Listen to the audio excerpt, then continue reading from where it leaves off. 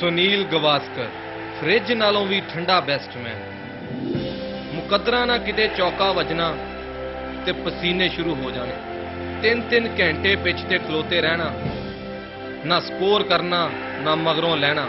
5 ਬਾਲ miss ਕਰਨੇ ਤੇ 6ਵੇਂ ਬਾਲ ਤੇ ਸਿੰਗਲ ਲੈ ਲੈਣੀ। ਐਡਾ ਢੀਲਾ ਬੈਟਸਮੈਨ ਮੈਂ ਹੀ ਨਹੀਂ ਵੇਖਿਆ। 3 ਸਾਲਾਂ ਦੇ ਵਿੱਚ 6 ਕੁ ਗੇਂਦਾਂ ਵੱਜੀਆਂ ਹੋਈਆਂ ਬੱਲੇ ਨਾਲ, ਉਹ ਵੀ ਕੁਦਰਤੀ। ਇੱਕ ਵਾਰੀ ਉਹਦੇ ਕੋਲੋਂ ਚੌਕਾ ਵੱਜ ਗਿਆ ਤੇ ਬਰਾਦਰੀ ਨੇ ਉਹਨੂੰ ਬੜੇ ਹੀ ਮੇਣੇ ਮਾਰੇ। ਲਓ ਜੀ, ਸੌਂ ਗੁਰੂ ਦੀ, ਜਿੱਥੇ ਤੱਕ ਮੇਰਾ ਅੰਦਾਜ਼ਾ ਹੈ ਕਿ ਉਸ ਦੌਰ ਦੇ ਕੋਚਾਂ ਨੇ ਲਾਲੇ ਹੋਣਾ ਨੂੰ ਸਕੋਰ ਕਰਨਾ ਨਹੀਂ ਦੱਸਿਆ, ਬਸ ਇਹੋ ਦੱਸਿਆ ਵੀ ਆਉਂਦੀ ਗੇਂਦ ਰੋਕਣੀ ਕਿਵੇਂ। ਉਹ ਅਸਾਂ ਤਾਂ ਹਮੇਸ਼ਾ ਆਪਣੀ ਹਿੱਕ ਤੇ ਜ਼ੋਰ ਪਾ ਕੇ ਕ੍ਰਿਕਟ ਖੇਡੀ ਏ, ਇਹਨੇ ਤਾਂ ਸਾਨੂੰ ਸ਼ਰਮਿੰਦਾ ਕਰਵਾ ਕੇ ਰੱਖ ਦਿੱਤਾ। ਸੁਨੀਲ ਗਵਾਸਕਰ ਨਾ ਢਿਲਪੂਣਾ ਛੱਡਦਾ ਸੀ ਨਾ ਵਿਕਟ ਛੱਡਦਾ ਸੀ, ਉੱਤੋਂ ਹੈਲਮਟ ਇੰਜ ਪਾ ਕੇ ਆਉਂਦਾ ਸੀ ਪਤਾ ਨਹੀਂ ਹਰ ਬਾਲਰ ਨਾਲ ਦੁਸ਼ਮਣੀ ਹੈ।